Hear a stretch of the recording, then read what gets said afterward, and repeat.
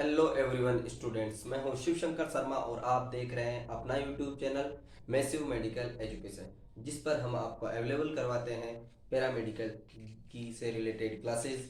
जैसे हमारी हीमेटोलॉजी की क्लासेस चल रही थी, उसी के बाद मेरा कुछ स्टूडेंट्स से मेरा कनेक्ट हुआ तो उन्होंने मुझे कहा कि सर हमको माइक्रोबायोलॉजी की कुछ वीडियोस अवेलेबल करवाइए जिनसे हम अपने एग्ज़ाम के लिए उनकी प्रिपरेशन कर सकें। तो आज हम उन्हीं की डिमांड पर लेकर आए हैं माइक्रोबायोलॉजी का फर्स्ट चैप्टर।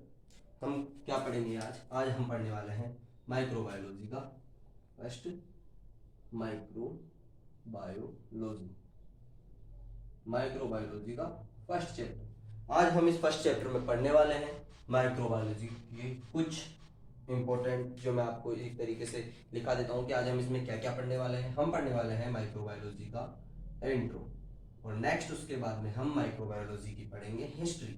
क्या पढ़ेंगे? हिस्ट्री कि कैसे कैसे माइक्रोबायोलॉजी तक हम पहुंचे, बायो की स्टडी क्या थी वही हम पढ़ेंगे। इसकी ब्रांचेस क्या होती है कि ये किस किस ब्रांच में माइक्रोबायोलॉजी में क्या क्या पढ़ा जाता है, माइक्रोबायोलॉजी में किस किस डिपार्टमेंट में इसका पार्टीशन किया गया है।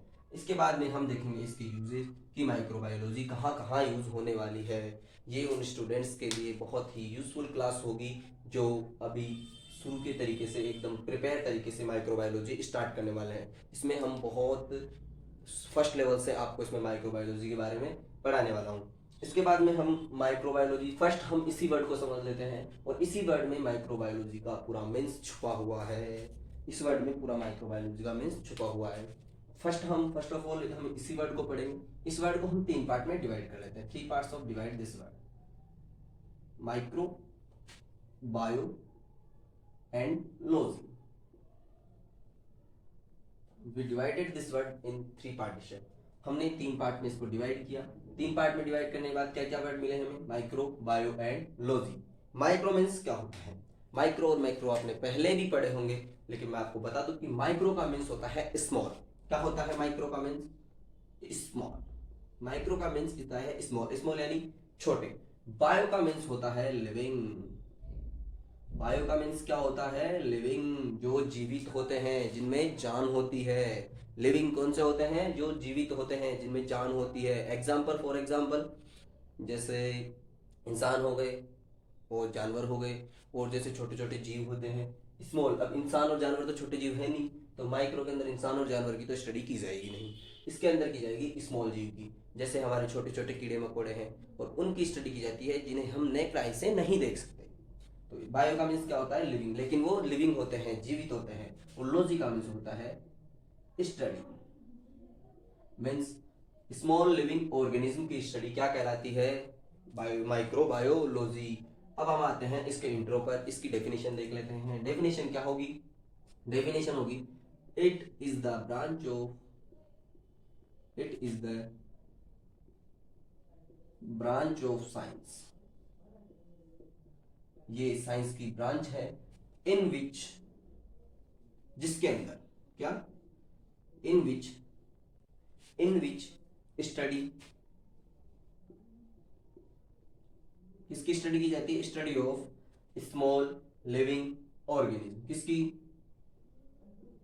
Small living organism. किसकी स्टडी की जाती है? ये माइक्रोबायोलॉजी साइंस की वो ब्रांच है जिसके अंदर स्मॉल लिविंग ऑर्गेनिज्म की स्टडी की जाती है। इसके बाद में और किस तरीके से की जाती है इसके अंदर स्टडी? इसके अंदर की जाती है we can not see without naked eye. किन ऑर्गेनिज्म की स्टडी की जाती है? जिनको हम नेक्ड आई से नहीं देख पाते हैं, उनकी स्टडी इसमें की जाती है। मीन्स इसमें किसकी स्टडी की जाती है? जिनको हम नेक्ड आई से नहीं देख सकते हैं। तो फिर इसके लिए हम क्या किया जाता है इसके अंदर कि हम नेक्ड आई से नहीं देख सकते, देखना तो है, तो फिर किससे क्या यूज किया जाता है? We use microscope.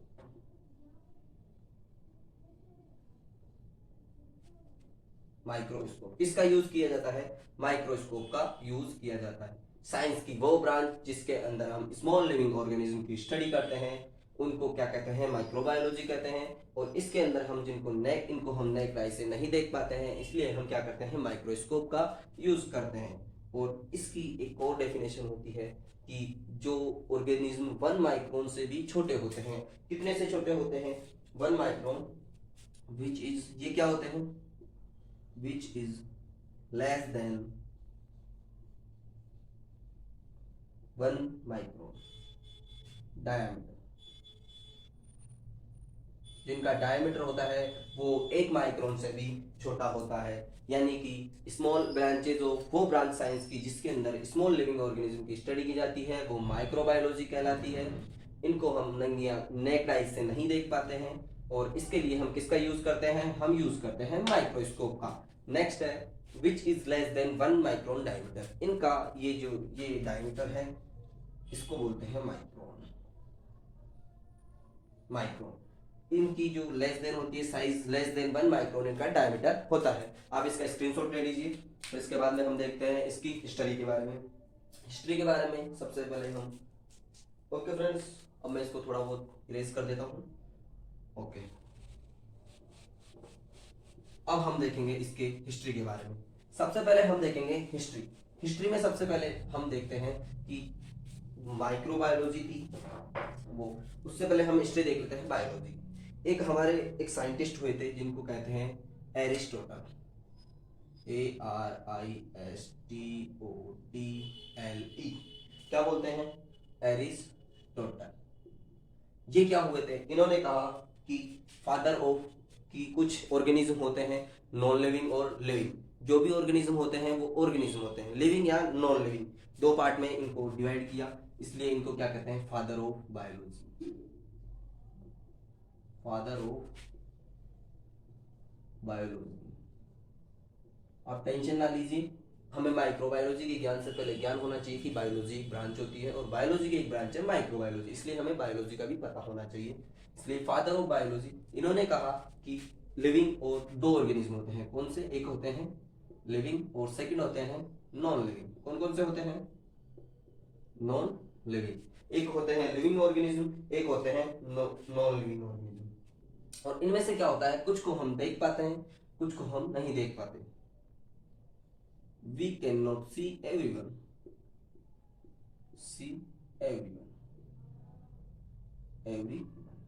हम उनमें से प्रत्येक को नहीं देख पाते हैं। उसके बाद हमारे क्या हुए, उसके बाद एक नए आए, उनका नाम क्या था, रोजर बेकन।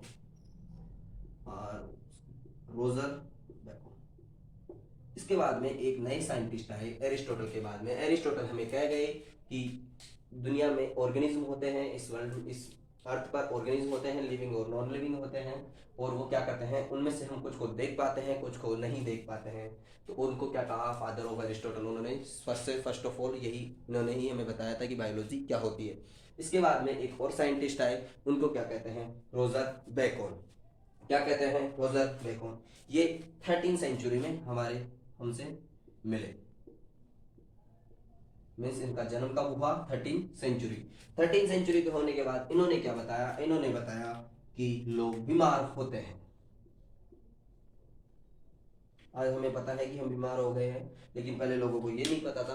तो इन्होंने बताया कि बीमार होते हैं। बीमार किस वजह से होते हैं, बीमार लोग पहले भी होते थे, बट उनको ये नहीं पता था कि बीमार क्यों होते हैं। तो इन्होंने बताया कि कुछ बीमारियां होती है जिनकी वजह से हम बीमार होते हैं। कुछ ऐसा है, इन्होंने क्या कहा, anything which is enter in body, responsible होता है हमारी बीमारी के लिए, जो एंटर करता है, which is enter in our body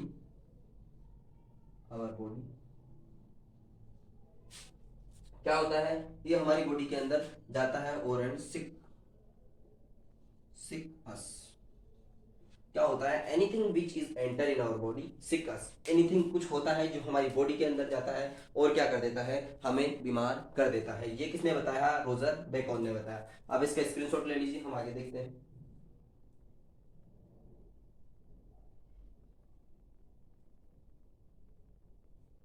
okay, मैं मिटा देता हूं।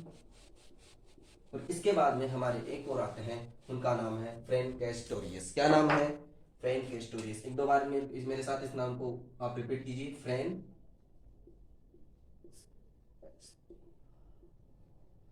कैस्टोरियस। इन्होंने क्या कहा, इन्होंने कहा कि जो ये डिजीज थी, हमारे पास रॉबर्ट बेकोन थे, रॉबर्ट बेकोन 13 सेंचुरी में आए, उन्होंने कहा कि डिजीज होती है, और डिजीज कुछ तो ऐसा होता है जो हमारी बॉडी के अंदर जाता है और हमें बीमार कर देता है। लेकिन फ्रैंक कैस्टोरियस ने कहा, ये 1544 में इनका जन्म, 1544 में इन्होंने कहा कि ये होती है, लेकिन ये क्या होती है वो बता गए थे कि होती है, लेकिन इन्होंने कहा कि ये कम्युनिकेबल डिजीज होती है। क्या होती है जो हमें बीमार करती है, वो कौन सी डिजीज होती है, कम्युनिकेबल डिजीज होती है। तो आप कहेंगे कि हम ये रामायण क्यों पढ़ रहे हैं, हम ये इसलिए पढ़ रहे हैं क्योंकि माइक्रोबायोलॉजी में भी डिजीज ही होती है, डिजीज की ही स्टडी की जाती है। इस वजह से हम थोड़ा इसको रिपीट में एक बार पढ़ते जा रहे हैं कि फर्स्ट स्टेप फिर सेकंड स्टेप, तो हमें अच्छे से समझ में आ जाएगा। फ्रैंक कैस्टोरियस ने क्या कहा कि कुछ कम्युनिकेबल डिजीज होती है, कुछ डिजीज क्या करती है, जो क्या करती है, स्प्रेड थ्रू कम्युनिकेशन, जो किसके थ्रू फैलती है, कुछ कम्युनिकेबल डिजीज होती है वो क्या करती है, स्प्रेड थ्रू कम्युनिकेशन। कुछ कम्युनिकेशन डिजीज होती है वो किसके थ्रू स्प्रेड होती है, कम्युनिकेशन के थ्रू स्प्रेड होती है। ये किसने कहा, ये कहा फ्रैंक कैस्टोरियस ने। इसके बाद में हम बात करते हैं अपनी माइक्रोबायोलॉजी के फादर की, जिनको हम क्या कहते हैं, उनका नाम है लुईस पास्चर। सॉरी, आपको ये विजिबल नहीं होगा, एक मिनट, इसको भी रेस कर देता हूँ, बाद में करना होगा। अब हम बात करते हैं लुईस पास्चर। लुईस पास्चर ये कौन थे, ये थे फादर ऑफ माइक्रोबायोलॉजी। इनको क्या कहा जाता है, फादर ऑफ माइक्रोबायोलॉजी। ये 1822 से 1895 तक हमारे बीच रहे, मतलब 1822 से 1895 तक हमारे बीच में रहे। इनको क्या कहा गया, फर्स्ट ऑफ ऑल इनको कहा गया फादर ऑफ माइक्रोबायोलॉजी। क्या कहा गया, फादर ऑफ माइक्रोबायोलॉजी।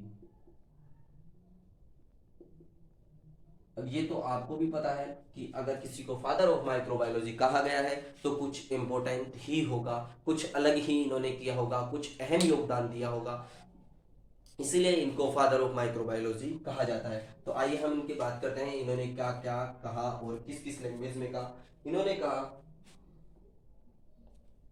कहा, इन्होंने कहा कि इंस्टेंट स्टेरिलाइजेशन टेक्निक, कि इन्होंने क्या दिया हमें, स्टेरिलाइजेशन।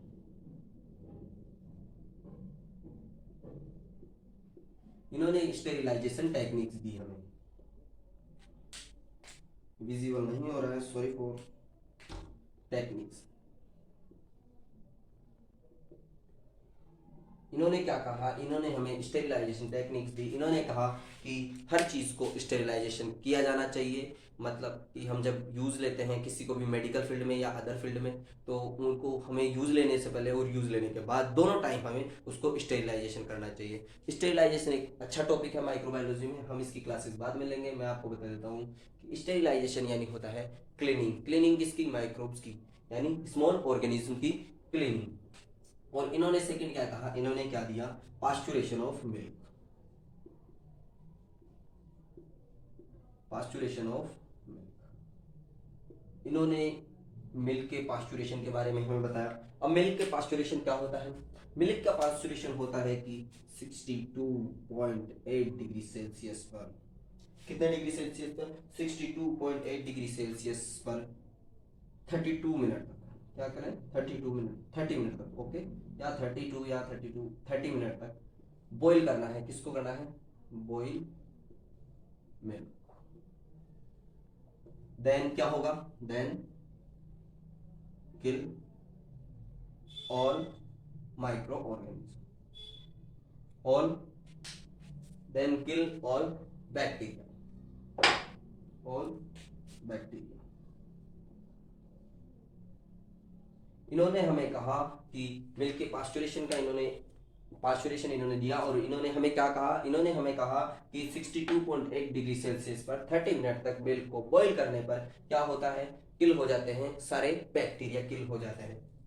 और इन्होंने ये क्या थे, अब ये तो है नहीं कि सीधे फादर ऑफ माइक्रोबायोलॉजी बन गए, ये क्या थे, ये फ्रांस के एक केमिस्ट थे। कौन थे? फ्रांस के केमिस्ट थे। ये क्या थे? ये थे फ्रांस के केमिस्ट। इसके बाद में हम बात करते हैं ब्रांचेस की क्या होती है। आप इसका स्क्रीनशॉट ले लीजिए, इसके बाद हम पढ़ेंगे माइक्रोबायोलॉजी की ब्रांचेस। हमने इसके इंट्रो और हिस्ट्री पढ़ ली है, आप इसका स्क्रीनशॉट ले लीजिए, फिर मैं इसको मिटाने वाला हूँ। ओके देन, अब हम बात करेंगे माइक्रोबायोलॉजी में कौन कौन सी ब्रांचेस होती है, हम किस किस के बारे में पढ़ने वाले हैं। आज हम बात करते हैं ब्रांचेस की। ब्रांचेस कौन सी होती है? एक होती है वायरोलॉजी, सेकंड कौन सी होती है? बैक्टीरियोलॉजी,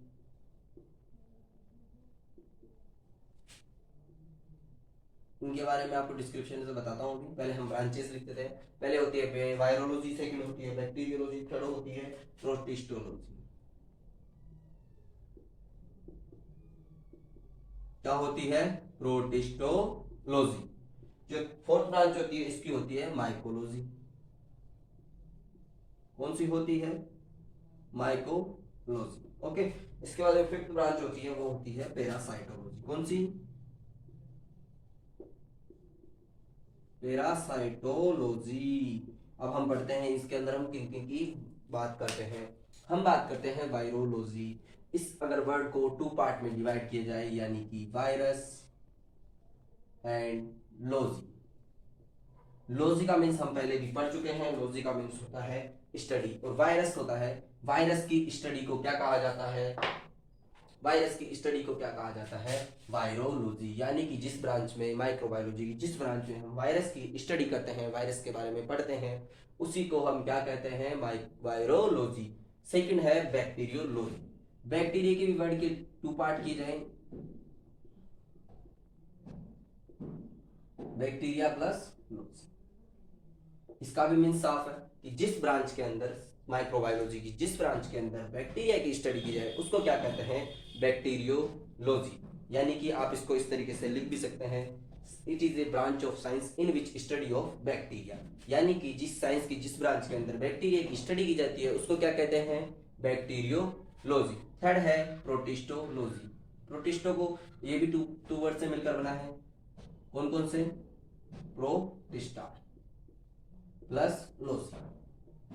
प्रोटिस्टा प्लस लॉजी, यानी कि जिस ब्रांच के अंदर प्रोटिस्टा की स्टडी की जाती है उसको क्या कहते हैं? प्रोटिस्टोलॉजी।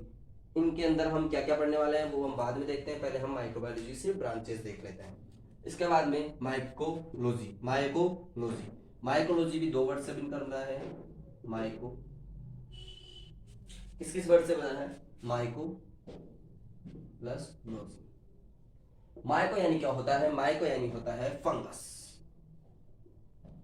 यानी कि जिसके अंदर फंगस की स्टडी की जाती है उसको क्या कहते हैं? माइकोलॉजी। यानी कि इसको जिसमें अंदर फंगाई की स्टडी की जाती है उसको कहते हैं माइकोलॉजी। इसके बाद में हम देखते हैं पैरासाइटोलॉजी। ये भी दो वर्ड से मिलकर बना है, पैरासाइट प्लस लॉजी। यानी कि जिसके अंदर पैरासाइट की स्टडी की जाती है, माइक्रोबायोलॉजी की जिस ब्रांच के अंदर पैरासाइट की स्टडी की जाती है उसे क्या कहते हैं? पैरासाइटोलॉजी। अब आप एक बार इसका स्क्रीनशॉट ले लीजिए, इसके बाद मैं इसको मिटा दूंगा। हम इसके बाद में नेक्स्ट देखेंगे इसके यूजेस कि माइक्रोबायोलॉजी किस किस में यूज आती है, किस किस तरीके से यूज आती है। ओके फ्रेंड्स,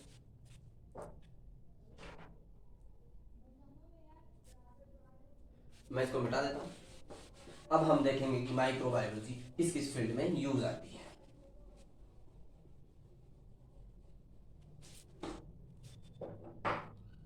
माइक्रोबायोलॉजी यूज आती है, माइक्रोबायोलॉजी फर्स्ट ऑफ फील्ड जो होगा वो होगा मेडिकल। अब मेडिकल में माइक्रोबायोलॉजी किस यूज आती है? मेडिकल में भी यूज आती है माइक्रोबायोलॉजी। इसके अंदर डील्स की जाती है, डील्स विथ डिजीज। इसके अंदर की जाती है डील्स विथ डिजीज। किसके अंदर? ह्यूमन एंड किसकी डिजीज? Human and animals. यानी कि लिविंग ऑर्गेनिज्म की स्टडी इसके अंदर की जाती है माइक्रोबायोलॉजी के अंदर। इसके अंदर क्या किया जाए? Deals with disease human and animals. यानी कि जो इंसानों के अंदर और जानवरों के अंदर जो डिजीज होती है उनके साथ डिजीज डील की जाती है किसके अंदर, मेडिकल के अंदर, माइक्रोबायोलॉजी में ये यूज आती है। सेकेंड इसका यूज होगा वो होगा इम्यूनोलॉजी। इम्यूनोलॉजी, ये इम्यूनोलॉजी में क्या यूज आती है, ये क्या करती है, इट यूज इन वो इट यूज इन सिस्टम, किस सिस्टम के अंदर ये यूज आती है, ये आती है प्रोटेक्टिव सिस्टम के अंदर, ये जानी हमारे इम्यून सिस्टम के अंदर, इम्यून सिस्टम के अंदर। और ये क्या करती है, प्रोटेक्ट, सॉरी ये नहीं होना चाहिए, protect,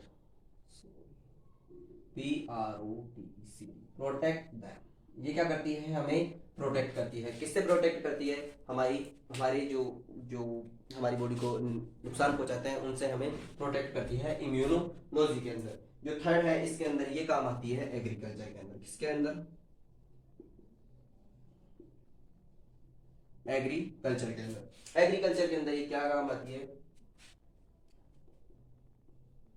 impact of agriculture,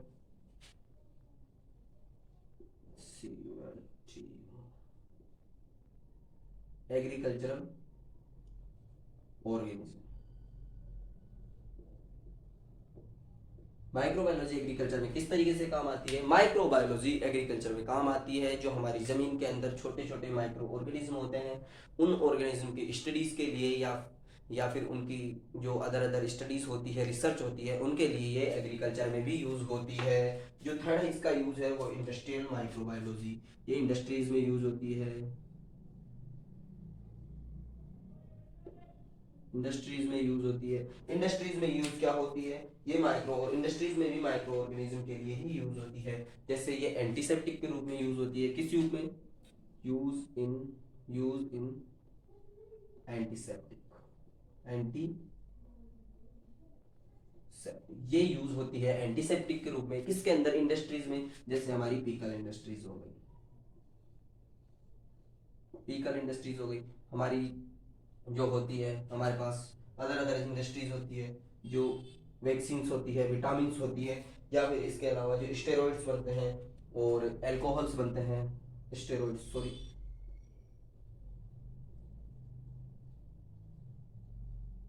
steroids बनते हैं, एल्कोहल बनते हैं, तो उनके अंदर ये हमारे माइक्रो ऑर्गेनिज्म इंडस्ट्री में भी ये काम आती है। सेकंड हम बात करते हैं फूड इंडस्ट्री, ये फूड इंडस्ट्री में बहुत इंपॉर्टेंट रोल अदा करती है, इंपॉर्टेंट यूज आती है, क्योंकि इसमें क्या यूज है, जब हम बनाते हैं, बियर बनाते हैं कुछ, या फिर जो भी खाने के आइटम्स होते हैं जिनको बहुत लंबे समय तक रखा जाता है, लेकिन यहाँ जो नॉर्मल खाने के आइटम्स होते हैं उनको प्रिजर्व रखने के लिए, उनको माइक्रो ऑर्गेनिज्म से बचा कर रखने के लिए ये फूड इंडस्ट्री में भी काम आती है। तो थैंक यू फ्रेंड्स, ये हमारा आज का लेक्चर कंप्लीट हुआ। नेक्स्ट लेक्चर मैं आपको कल अवेलेबल वीडियो करवा दूंगा। आप प्लीज़ ज़्यादा से ज़्यादा इस वीडियो को शेयर करें, लाइक करें और सब्सक्राइब करें चैनल को, ताकि इस तरह के वीडियोस में और मोटिवेट होता रहूं और आप लोगों के लिए इस तरह के वीडियोस लाता रहूं। और आपसे गुजारिश है कि जो माइक्रोबायोलॉजी पढ़ने वाले स्टूडेंट्स हैं उनके लिए इस वीडियो को ज़्यादा से ज़्यादा शेयर करें। Thank you for watching my video.